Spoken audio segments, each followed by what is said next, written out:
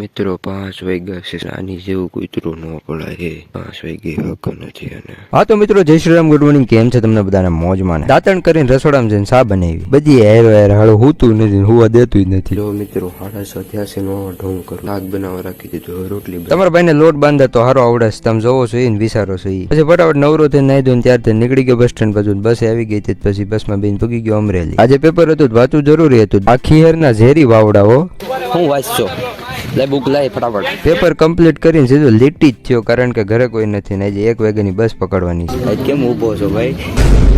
તારી મારી પૂરી ઉપડે. બગરા પૂગીને મારી હોનાની સાયકલ લઈને નીકળી ગયો ચાંચરિયા બાજુ. ને હજુ કેવો લાગુ છું મિત્રો. પછી ફટાફટ ઘરે પૂગી ગયો ને ઘરે તો પેલા એકલી આટા મારે. આપડા ઓમભાઈ થોડીક દયા કરી છે પતંગ બસાવીને, તો આપણે કાલના દિવસનો જુગાડ થઈ ગયો. હું બગર હાથી લેતો આવ્યો છું દાદા નામની હોપારી. ખીરનો ખીસડો ખાંડવા માંડ્યા છે મારા બાન. કમેન્ટ કરીને કહી દો કે આ લાકડાની પીસને હું કે